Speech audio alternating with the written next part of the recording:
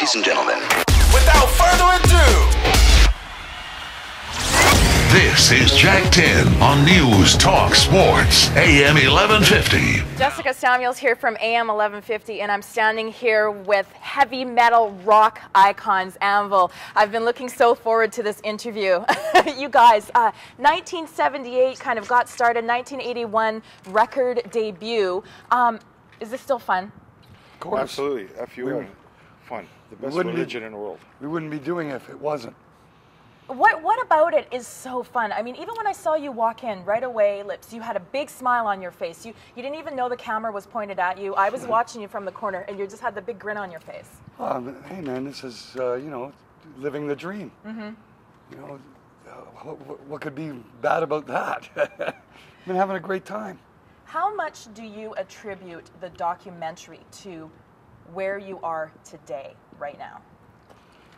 Well, everything is connected. You can't just say it's one thing. Without the music, the documentary would never have happened, dude. And the history. You need the history.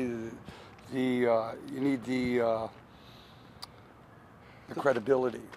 The documentary opened the door for us to walk in and take whatever was there, and that's what we've done.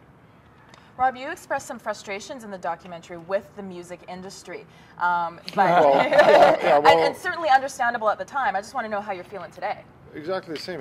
Nothing changes, you know. They're all bottom feeder scumbags, and they always will be. Yeah. Well, it's all. Even though they're. It's all about greed. Everybody wants. Everybody wants them. And they don't want to pay us.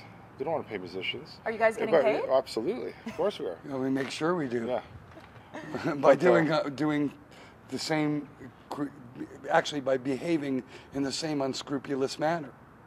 Is that what it takes to get paid? I think so. Yeah, In the music, I mean, basically, you have to be ruthless and go out and get it yourself and be there first, because that's basically how it all works. Is whoever holds the money first, that's who's got the money. Right. But anyway, so if the record companies collect your money on your behalf, they're going to be reluctant to giving it to you, particularly if there's a lot of money. Right.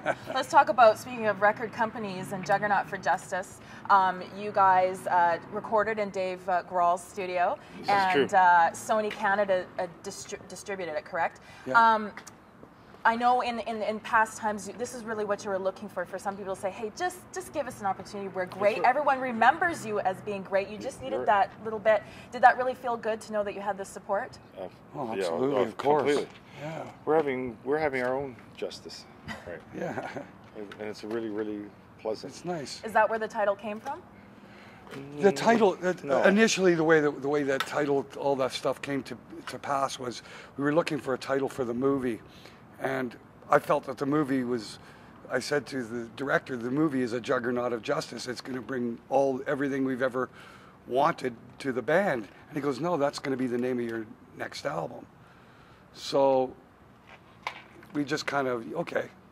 And then the connotation and the concept of the album cover was as if the movie parted the seas for us. Yeah.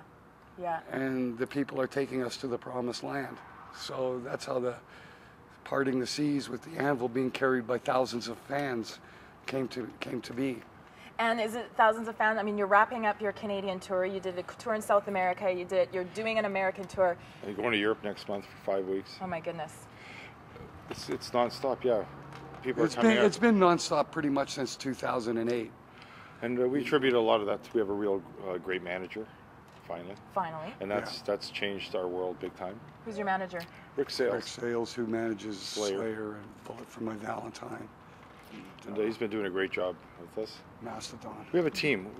We didn't have a team around us, and that's what was a big element was missing. Yeah, you know the real truth about all of the way that it works in the music industry. If you haven't got a proper representation, you're not going to really get very far. Mm-hmm.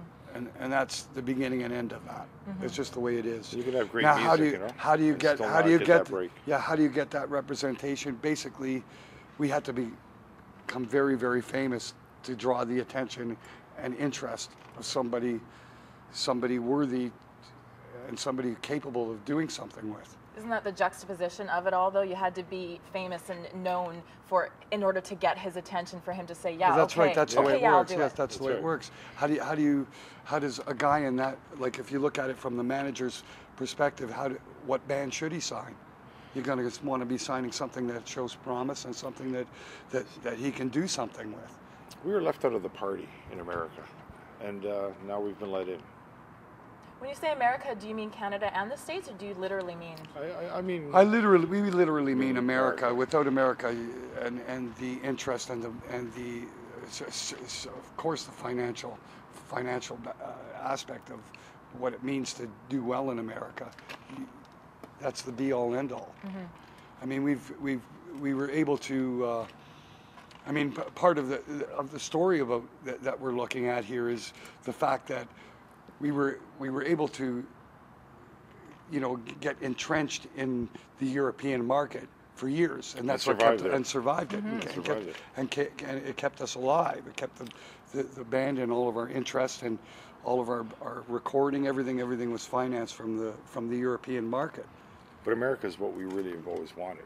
And without America, you never get further than beyond we're putting out albums.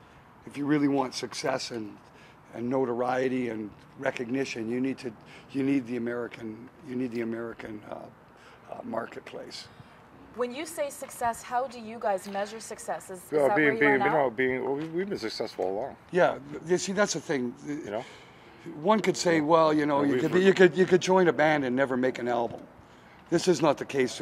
To me, what success was, and what as always has been, was finding identity, finding who you are and what you're doing. We kept making music. 13 albums spells success to us. That's success. Touring endlessly for 25 years is successful. And many would say your and we're having fun. And we're having fun. Your It keeps us young. But do you think that that's what it is that your measure of success was the fact that you guys were doing exactly what you wanted to be doing all along? Yes, that is success. That is success. You're right. Without any doubt whatsoever. We did what we wanted, the way we wanted to do it, how we wanted to do it, who we wanted to do it, and when we wanted to do it. So it was complete 100% control over your own destiny. It's a great place to be.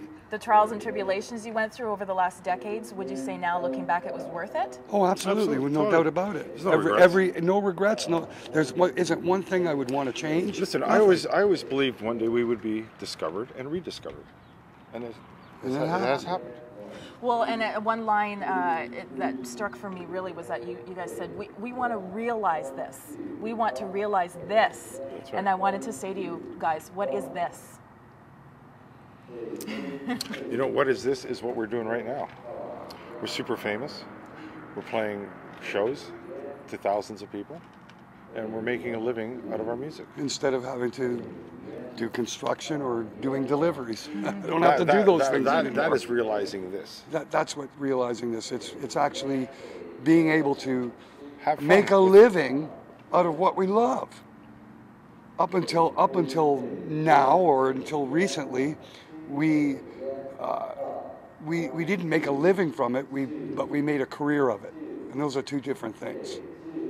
Now we've got a career that's actually paying, that's realizing it. Part of success is certainly the media always want to know what's next. So we always laugh at that. Isn't that always funny? But we laugh. Right? We always make fun of it, and it's this ongoing thing. Yeah. No matter what we do, there's always this.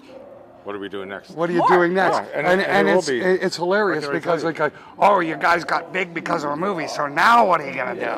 Yeah. Now you got a great album. Now let's see if you can you back it with a tour? What's your next album gonna be like? And it's always on to the next. Mm-hmm. Yeah, so what's gonna happen? We're gonna just do more metal. That's it.